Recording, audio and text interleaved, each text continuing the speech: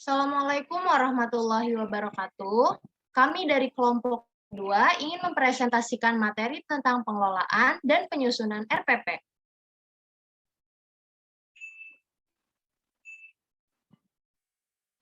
Di kelompok kami beranggotakan Ananda Sriwahyuni dengan NIM 2009703, Fani Widiaguna dengan NIM 000149, Lutfia Sabrina dengan NIM 2009788, dan Sri Adeningsi dengan NIM 2005421.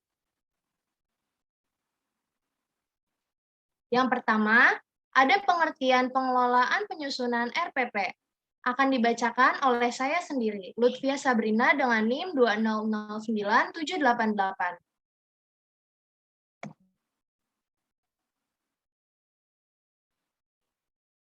Yang pertama, ada pengelolaan.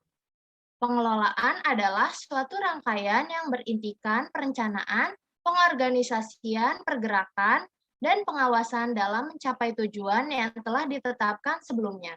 Menurut Wardoyo 1980 pada halaman 41. Selanjutnya ada penyusunan. Kata penyusunan berasal dari kata dasar susun yang artinya kelompok atau kumpulan yang tidak beberapa banyak. Sedangkan pengertian dari penyusunan adalah merupakan suatu kegiatan atau kegiatan memproses suatu data atau kumpulan data yang dilakukan oleh suatu organisasi atau perorangan baik dan teratur menurut Kamus Bahasa Indonesia. Selanjutnya ada RPP.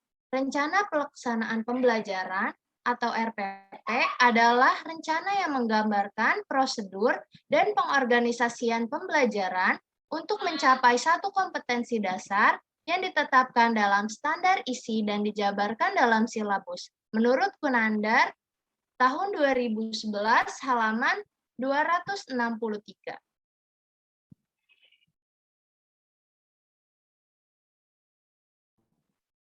Yang kedua ada komponen RPP. Akan dibacakan oleh Sri Adeningsi dengan NIM 2005421. Dipersilahkan Sri Ade. Baik, terima kasih. Izin memperkenalkan diri, nama saya Sri Adeningsi dengan NIM 2005421. Komponen RPP adalah identitas, mata pelajaran, standar kompetensi, kompetensi dasar, indikator pencapaian kompetensi, pelajaran, materi ajar, alokasi waktu, metode pembelajaran, kegiatan pembelajaran, penilaian hasil belajar, dan sumber belajar. Menurut Permendiknas nomor 41 tahun 2007.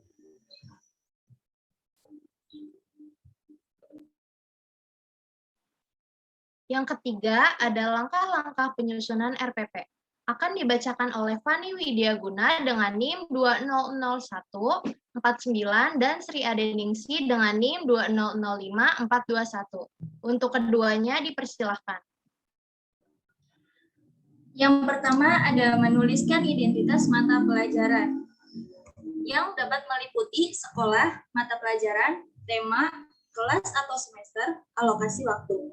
Yang kedua, menuliskan standar kompetensi. Standar kompetensi merupakan kualifikasi kemampuan minimal siswa yang menggambarkan penguasaan pengetahuan, sikap, dan keterampilan yang diharapkan dicapai pada suatu mata pelajaran. Yang ketiga, menuliskan kompetensi dasar. Kompetensi dasar adalah sejumlah kemampuan yang harus dikuasai peserta didik dalam mata pelajaran tertentu sebagai rujukan penyusunan indikator kompetensi. Yang keempat, menuliskan indikator pencapaian kompetensi. Indikator kompetensi adalah perilaku yang dapat diukur dan diobservasi untuk menunjukkan ketercapaian kompetensi dasar tertentu yang menjadi acuan penilaian mata pelajaran. Yang kelima, merumuskan tujuan pembelajaran. Tujuan pembelajaran menggambarkan proses dan hasil belajar yang diharapkan dicapai oleh siswa sesuai dengan kompetensi dasar. Yang keenam, materi ajar. Materi ajar memuat fakta, konsep, prinsip, dan prosedur yang relevan dan ditulis dalam bentuk peta, konsep sesuai dengan rumusan indikator pencapaian kompetensi.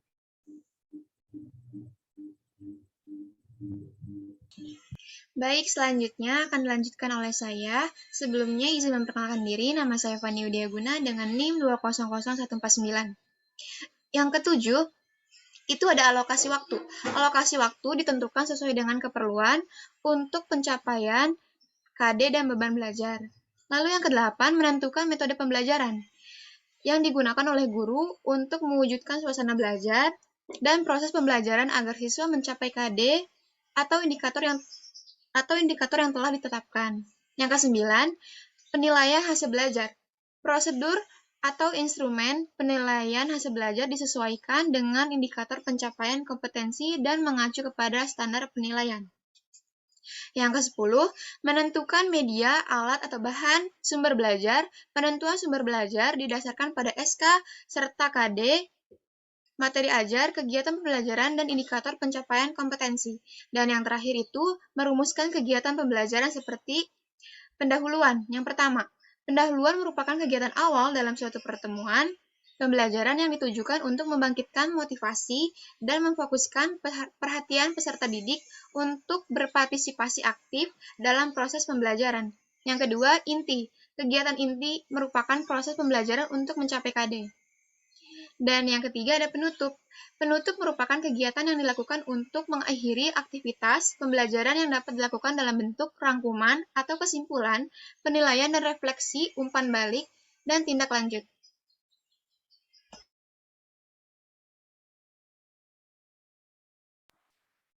Selanjutnya yang keempat ada prinsip-prinsip penyusunan RPP. Akan dibacakan oleh Ananda Sriwahyuni dengan NIM 2009703 dan saya sendiri Lutfia Sabrina dengan NIM 2009788. Oleh saya. Pertama, setiap RPP harus secara utuh memuat kompetensi dasar sikap spiritual, KD dari KI1, sosial, KD dari KI2, pengetahuan, KD dari KI3, dan keterampilan KD dari KI4. Yang kedua, satu RPP dapat dilaksanakan dalam satu kali pertemuan atau lebih. Ketiga, memperhatikan perbedaan individu peserta didik. RPP disusun dengan memperhatikan perbedaan kemampuan awal, tingkat intelektual, minat, motivasi, belajar, bakat, potensi, kemampuan sosial, emosi, gaya belajar, kebutuhan khusus, kecepatan belajar, latar belakang budaya, norma, nilai, dan atau lingkungan peserta didik. Yang keempat, berpusat pada peserta didik. Proses pembelajaran dirancang dengan berpusat pada peserta didik untuk mendorong motivasi, minat, kreativitas, inisiatif, inspirasi, kemandirian, dan semangat belajar menggunakan pendekatan saintifik meliputi menanya, mengumpulkan informasi, menalar atau mengasosiasi, dan mengkomunikasikan. Yang kelima adalah berbasis konteks. Proses pembelajaran yang menjadikan lingkungan sekitarnya sebagai sumber belajar. Ya, selanjutnya akan dilanjutkan oleh saya. Sebelumnya saya memperkenalkan diri. Nama saya Ananda Sriwahyuni dengan NIM 2009703. Yang keenam, berorientasi kekinian. Pembelajaran yang berorientasi pada pengembangan ilmu, pengetahuan, dan teknologi, dan nilai-nilai kehidupan masa kini. Yang ketujuh, mengembangkan kemandirian belajar. Pembelajaran yang memfasilitasi peserta didik untuk belajar secara mandiri. Yang kedelapan, memberikan umpan balik dan tindak lanjut pembelajaran. RPP memuat rancangan program pemberian umpan balik positif, penguatan, pengayaan, dan remedi. Yang kesembilan, memiliki keterkaitan dan keterpaduan antar kompetensi dan antar muatan. RPP disusun dengan memperhatikan keterkaitan dan keterpaduan antara KI, KD, indikator pencapaian kompetensi, materi pembelajaran, kegiatan pembelajaran, penilaian, dan sumber belajar dalam satu keutuhan pengalaman belajar. RPP disusun dengan mengakomodasikan pembelajaran tematik, keterpaduan lintas mata pelajaran, lintas aspek belajar, dan keragaman budaya. Ke-10, memanfaatkan teknologi informasi dan komunikasi. RPP disusun dengan mempertimbangkan penerapan teknologi, informasi, dan komunikasi secara terintegrasi, sistematis, dan efektif sesuai dengan situasi dan kondisi.